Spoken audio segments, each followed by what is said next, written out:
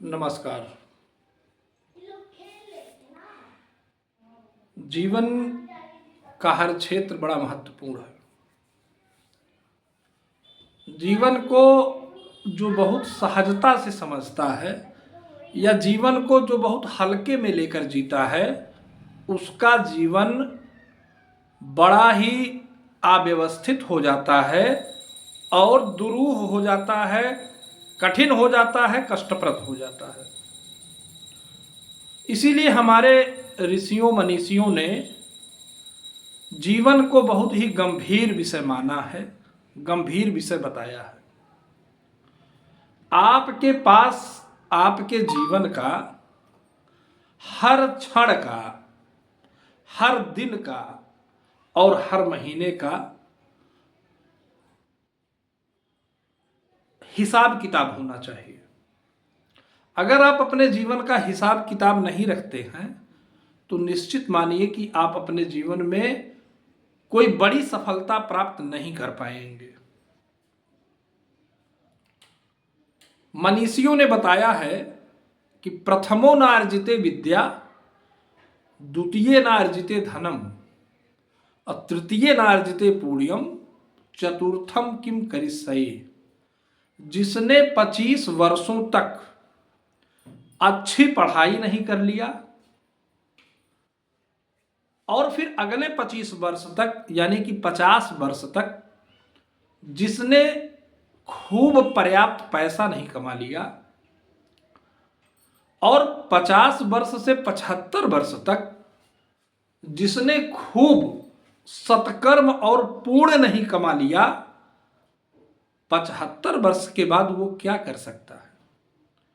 जब उसका शरीर उसके नियंत्रण में नहीं होगा, जब उसका शरीर वृद्ध हो जाएगा या जब उसका शरीर तमाम प्रकार के रोगों का शिकार हो जाएगा, तो उस समय वो क्या कर सकता है?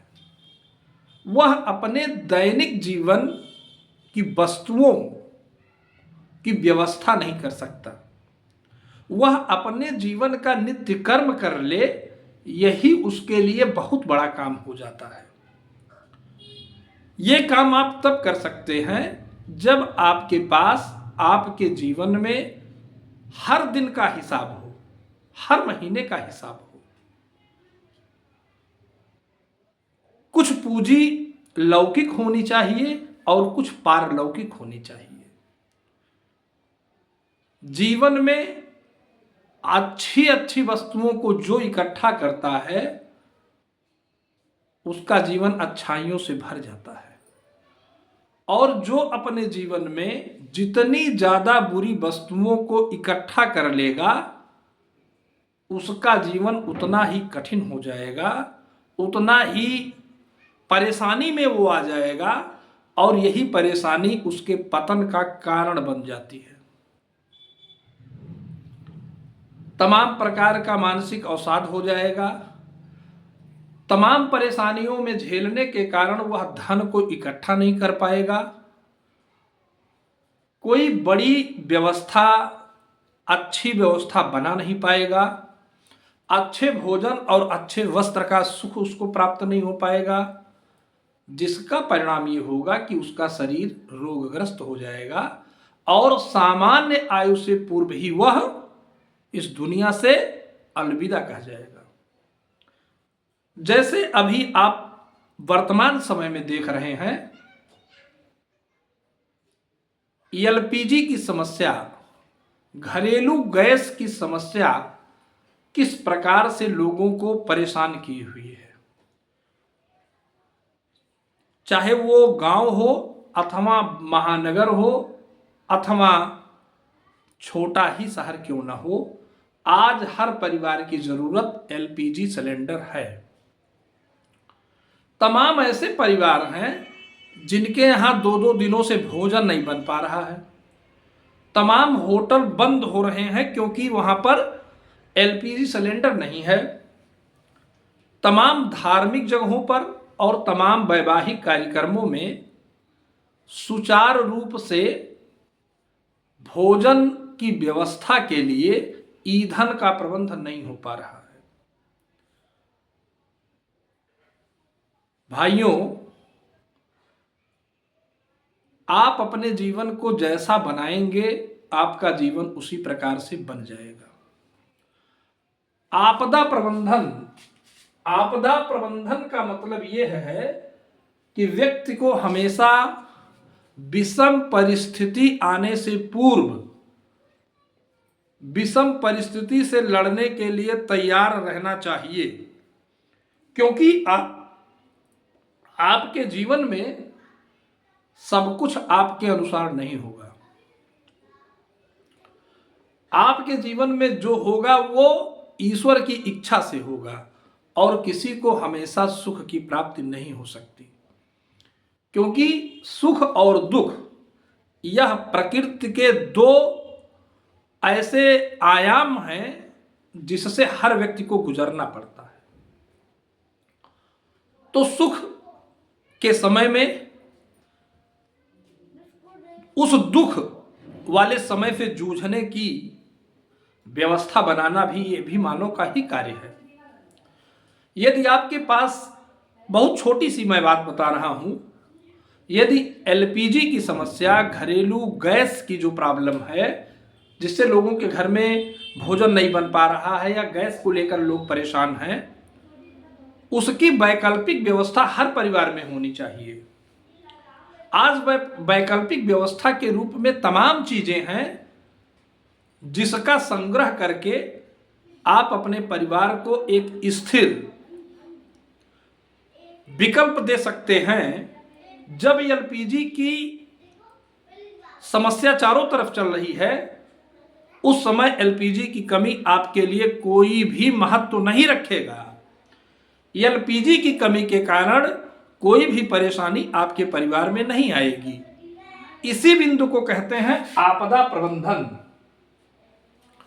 अब आपदा प्रबंधन में क्या करना है? आपदा प्रबंधन में जो सबसे पहली चीज है वो ये है कि आपका शरीर स्वस्थ होना चाहिए, आपके परिवार का हर सदस्य स्वस्थ होना चाहिए और आपके पास धन की भी, भविष्य के लिए धन का भी प्रबंध होना चाहिए।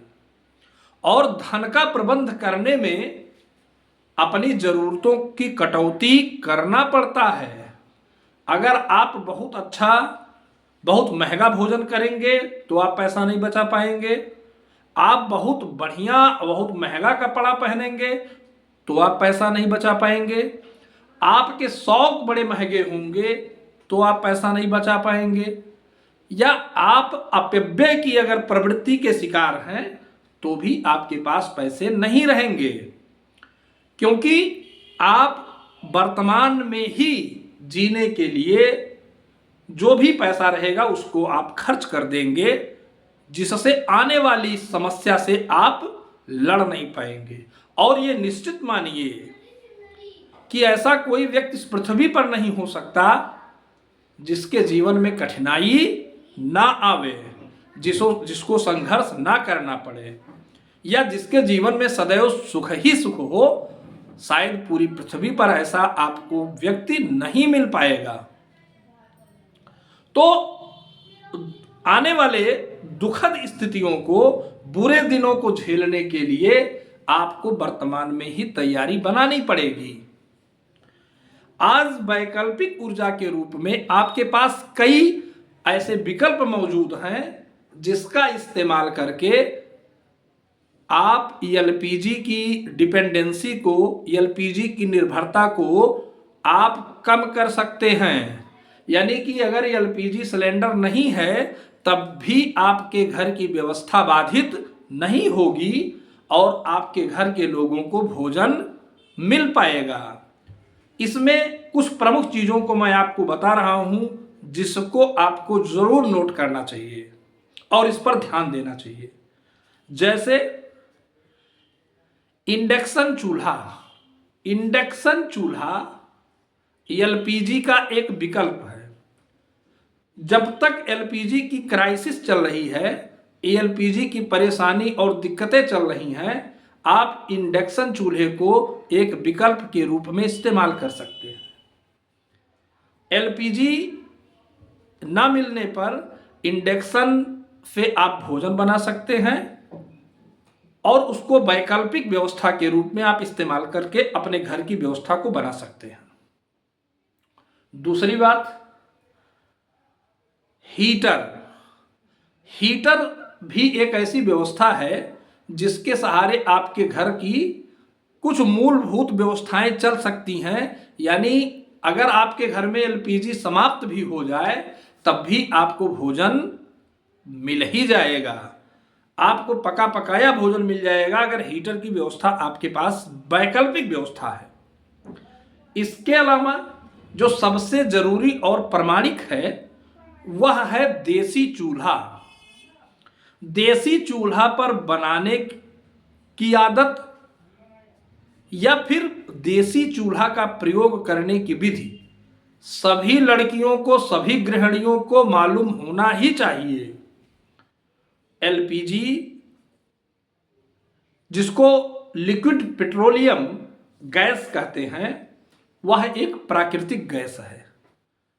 वह इस पृथ्वी पर कितना है और कितने दिनों तक आपके साथ चलेगा, कितने दिनों तक आपको सेवा देगा, सपोर्ट देगा, इसकी कोई भी गारंटी या स्थिरता नहीं है। तो अगर वह समाप्त हो जाता है तो क्या मानव का जीवन समाप्त हो जाएगा? क्या मानव को भोजन आगे नहीं मिल पाएगा? क्या वो आगे अपनी जीविका को, अपने घर की व्यवस्था को नहीं चलाएंगे? और यदि चलाएंगे तो कैसे चलाएंगे? तो देसी चूल्हा आपके घर में जरूर होना चाहिए। आपके घर में कुछ लकड़ी होना चाहिए, कंडा होना चाहिए। और जो आपका देसी चूल्हा है, देसी चूल्हा का प्रयोग, देसी चूल्हा पर बना हुआ भोजन अत्यंत स्वादिष्ट होता है, अत्यंत स्वास्थ्यप्रद होता है। और वहां से जो राख मिलती है उससे आप अपने पौधे का पोषण कर सकते हैं, या अगर आप कुछ साग सब्जी भी अपनी क्यारियों में लगाते हैं तो वहां भी उस राख का प्रयोग आप करके आप अपने पौधे को भी मजबूत बना सकते हैं। तो देसी चूल्हा का प्रयोग आपके घर में ना नियमित तो कभी कभी तो होना ही चाहिए, क्योंकि वैकल्पिक व्यवस्था आपके पास होनी चाहिए। जिसके पास वैकल्पिक व्यवस्था नहीं रहेगी वह निश्चित ही परेशान रहेगा। इसके बाद हम ये 3 विकल्प तो आपके पास स्थिर हो गए। इसके अलावा भी और विकल्प हैं, जैसे लकड़ी के साथ एक आपके पास एक चूल्हा और आपके पास होना चाहिए जिसको कहते हैं कोयले का चूल्हा। कोयले का प्रयोग करके आप अपने भोजन को बना सकते हैं। मतलब ये आपका अंतिम है और ये महंगा जरूर है लेकिन विकल्प है। जब कोई साधन ना हो आपके पास, लाइट ना हो, इंडक्शन ना जल पा रहा हो, हीटर काम ना कर रहा हो, देसी चूल्हा पर मान लिया लकड़ी की भी व्यवस्था नहीं बन पा रही है और भोजन तो करना ही है, तो ऐसे में कोयले का चूल्हा आपको बहुत सपोर्ट कर सकता है, जहां पर आप पूरा भोजन बना पाएंगे और आपका परिवार भोजन को पालेगा। तो वैकल्पिक व्यवस्था यदि आपके पास नहीं है तो आपका जीवन नितांत परेशान हो जाएगा। इसी कोरोना पीरियड में जिनके घरों में अनाज नहीं था या जिनके घर में पैसा नहीं था, बहुत लोग भोजन के लिए 2-2, 4-4 दिन तक तड़फे हैं, रोए हैं, भीख मांग के लोगों ने भोजन किया है। भाइयों, मनुष्य को आने वाले अपने बुरे दिनों के लिए पहले से ही तैयार होना पड़ेगा, तभी वह अपने बुरे दिनों को अच्छे से झेल पाएगा, उन परिस्थितियों को झेल पाएगा और उस परिस्थितियों को वो पीछे करके अपने आप को सरवाइव कर पाएगा। क्योंकि प्रकृति का यह शाश्वत नियम है, जो सरवाइव नहीं कर सकता वह इस पृथ्वी पर जीवित नहीं रहेगा।